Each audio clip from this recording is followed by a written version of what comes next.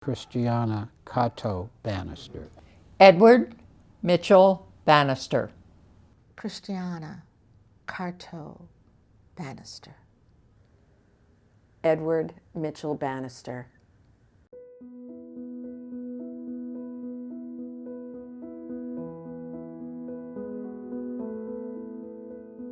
I think that it's especially important for people of color, people of African ancestry, to have opportunities to be acknowledged and be recognized for the ways that they have contributed to the formation, the growth and the success of this country, right? And the Bannisters are a critical part of that process, right? So I think the project is just one way that we get a chance to do that. Len Cabral emailed me or called me up and said he'd been talking with Mr. Mike and some people about this Bannister project that was going to happen at Tapa, and it had to do with Christiana Bannister and Edward Bannister, and he thought I should get involved because it made sense to have a woman involved in the storytelling aspect along with himself. And I was very excited about the idea of doing a project locally, doing a project with Len, and also working again with middle schoolers, which is my heart and passion and love. And then of course I've known a little bit about Edward Bannister, and not as much about Christiana, but was just really intrigued by this notion of using the Bannisters as a way to get into local history, but also to get the kids, students, young people, whatever word we use these days, to dig into storytelling. Edward Bannister was one of the 12 founders of the Providence Art Club. There were 6 women. He was the one person of color, and it was founded in 1880, which is the period of Reconstruction. He was part of, it was called the Barbizon School. It was the bridge between Impressionism and the very staid, very structured, classical way of working. At that point, there weren't very many people here who taught art. He was part of a group that was breaking away from that classical approach. And towards the end of his life, the Impressionists were working in France, but evidently their work was being brought here in Boston. He would have seen it. So you can see it beginning to influence him too. It's really interesting for us to look at his artwork, which looks very traditional, and to realize what was happening. There's also this really interesting, I get excited about this part, this really interesting painting, which is a ship in full sail leaving the harbor. And everybody thinks of it as being, oh, what a great nautical scene. But actually, we've realized that if you were a person of color in Boston in the 1850s, that kind of a ship didn't symbolize a wonderful thing at all. It symbolized slave ships. You know, a lot of landscapes and the beauty, so he was tied into the environment. And Christina, with her business mind, having the salons and the barbershops, inspires people of color to own a business, and also business in the community where they live, and they were like the nucleus, because that's where, you know, in the barbershops and the beauty salons is where community stories were told, history was kept. He like galvanized and worked with, created actually like this collaboration with white residents of the community, men, around somebody who was wrongfully accused, right?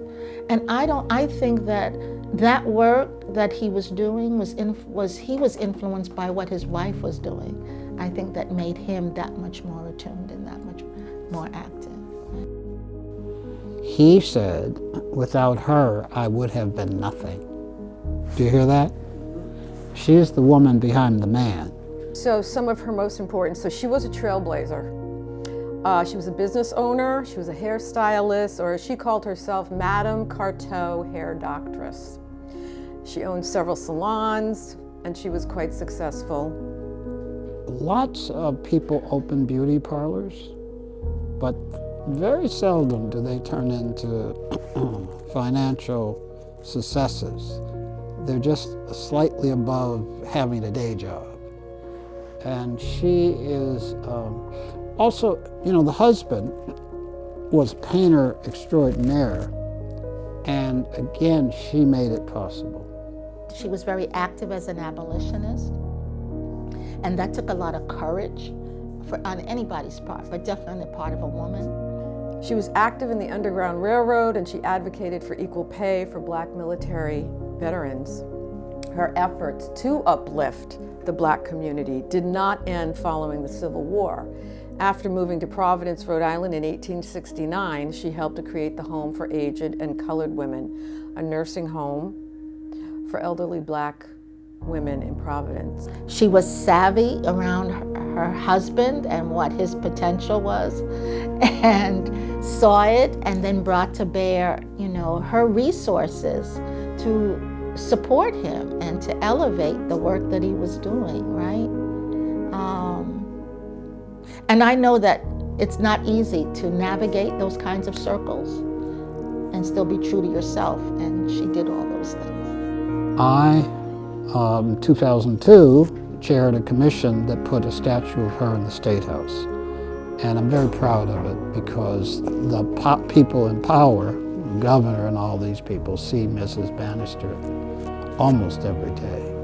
So Mrs. Bannister probably made Edward Bannister's work possible. She was very prosperous. She owned multiple beauty salons, beauty parlors. She made wigs. She had very rich customers, almost all white. Remembering that she lived in the middle of the 1800s, and at that time, women did not have the vote. Black women were primarily servants in white houses. They had very little possibility to succeed financially on their own. She ended up being a wealthy shop owner and being able to support both of them for a good part of their married life so that he could build his career as an artist. At the same time, she was thinking about the community around her continuously and reaching out for ways to help other people. It's very seldom that in that time, 100 plus years ago, that a Black woman supported her husband, because before the Civil Rights era of the 1960s, most Black people could barely get a job. If you're lucky, you were someone's maid. If you weren't lucky, you went and cut wood and did whatever you could do to piece together a living. But she was a businesswoman, entrepreneur. And I think she's just this extraordinary woman, and very few people know about her. Now, some of this is racism, because very few Black people we know anything about, particularly in Rhode Island. States have heroes, and this one has 4 or 5 white heroes, and not much else. And the Black folks have all been made 0 heroes. So she's one of them. This was a period where any person of color, whether you were local, if you were out walking by yourself, you could be taken and sent to the South as a fugitive. There was no way of saying, no, I'm free, I am not. Also, That was a period when in Rhode Island, the white legislature, the government, decided that indigenous people really didn't exist anymore. So those were all things that were happening around the lives of both of them, but for Christiana to deal with that was really pretty substantial. Life was rough. This is a racist place. And I don't peddle this softly. Almost every white person cheats you, mistreats you. Remember, you can't testify in court even for yourself. What was interesting to me was here was this Black and indigenous woman who sued her first husband for divorce and was represented by one of the first Black lawyers. And she did it while running a franchised hair salon establishment across 2 states. I don't know, that's pretty impressive. We have a big state house on Smith Hill, but actually when they were living here, that state house wasn't here. And that was an area called Snowtown. And it was a place called Hardscrabble at the bottom of the hill where Roger Williams Park is now. At some point, they decided to build the State House, and they actually just cleared out, urban renewal you could call it nowadays. They cleared out that whole area where the poorer Black community lived and built the State House. So and when you drive and pass there and think about that place, you have to remember there's a very different history than being proud of what it typifies. For example, Fox Point. You see, they ran 195 through Fox Point. That was a Black community. People lost their homes. Lippet Hill, where now it's University Heights. But it was Lippet Hill, that was a Black community. Camp Street, and that whole area. Benefit Street, there were Black families along Benefit Street. Randall Square was where the Marriott is now. That was a Black community, a very vibrant community too. And that happened not just here in Rhode Island, but across the country. I would like us to learn about, acknowledge, recognize, and celebrate the contributions that Bannister made, as well as his wife, Christiana, both in the formation of the Providence Art Club, but also the fact that his aspiration was about centering Providence as this cultural city, this cultural center. There's lots of things that youth get concerned about, but if they can point to somebody that really overcame issues at a period of time, and how they work together, and how their legacy is lasting, and how by these students finding out more about them, it just improves their legacy, because now they're going to remember the Bannisters, and they're going to tell their children about the Bannisters and the projects that they had in school.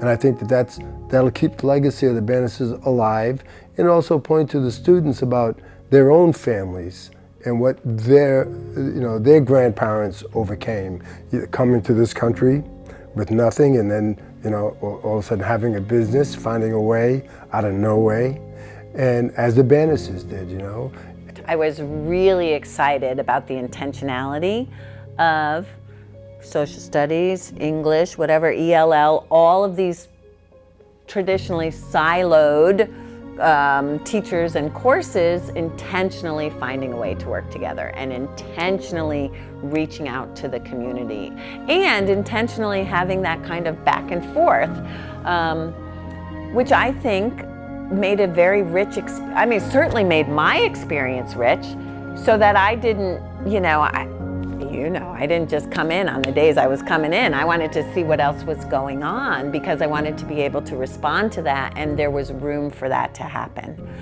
So we're delighted to be working with TAPA and young people like you, Angel, and Rhode Island Black storytellers as you tell the story of Christiana Carteau through your voice.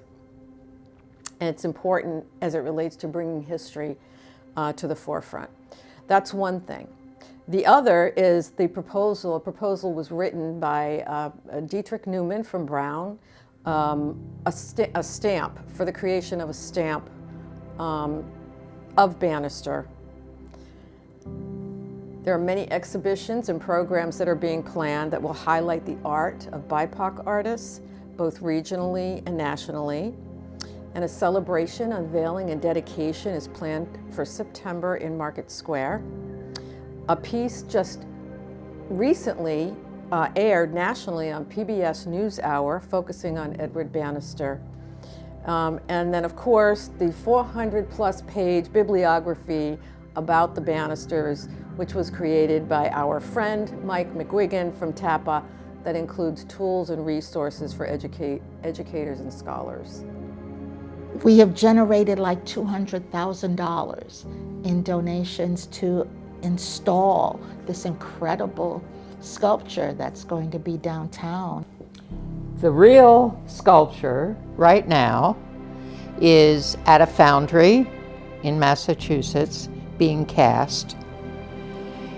There is a place for it already decided. The city has agreed. It's going to be in Market Square on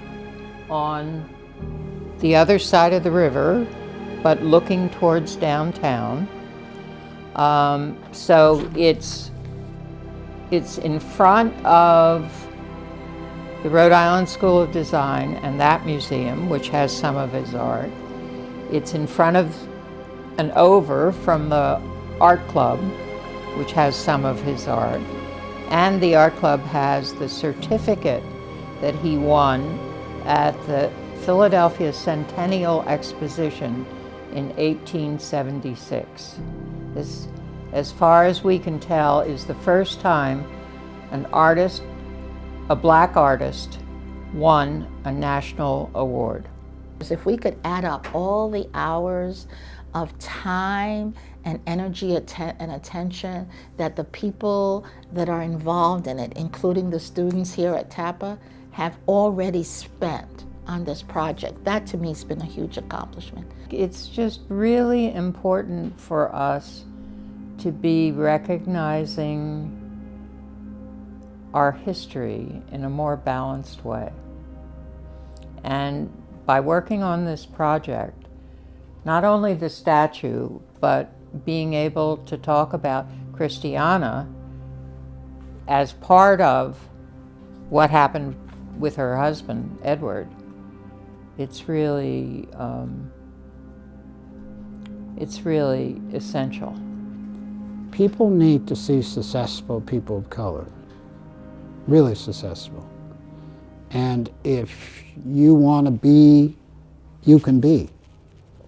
So Stages of Freedom is going to mount and put a plaque across the street right here to honor Mrs. Bannister, so that thousands of tourists, maybe up to 700,000 people who come to Waterfire, and then high school students coming from Hope on the way to the bus at Kennedy, see the plaque and realize that this black woman 120 years ago was a powerhouse.